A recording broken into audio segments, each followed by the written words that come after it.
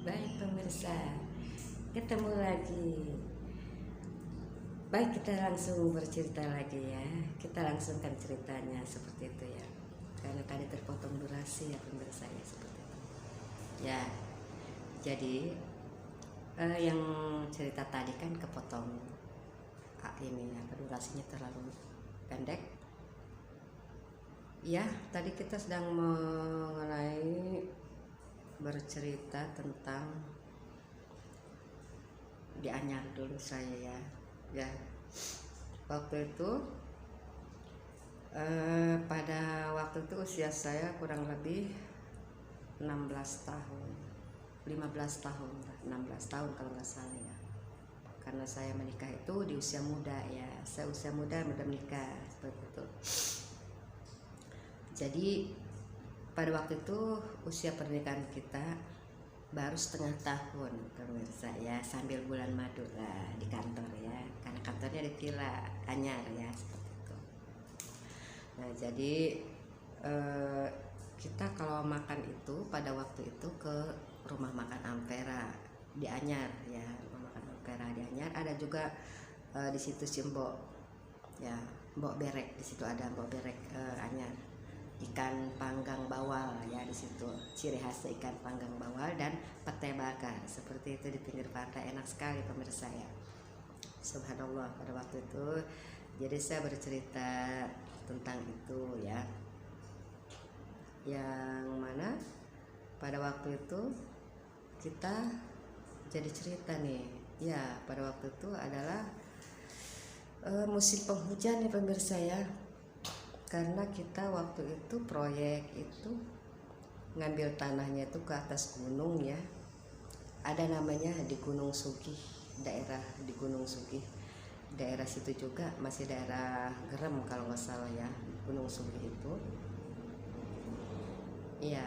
Pada saat itu kita hujan, diguyur hujan, yang dianggarkan kita setengah tahun kelar ya, ternyata bisa mencapai 1 tahun lebih ya. Kita proyeknya adalah awal nguruk laut ya, apa namanya waktu itu tuh kalau dulu dibilangnya ngedak laut ya, apa namanya, jadi yang dibuat bangunan matahari itu, matahari Carita itu ya, taman matahari itu ya, itu adalah laut diameter 25 ke atas dari bibir pantai. Kita uruk, kita bikin coran ke tengah, lalu setelah kita bikin coran ke tengah, lalu kita sedot airnya, kembalikan lagi ke laut.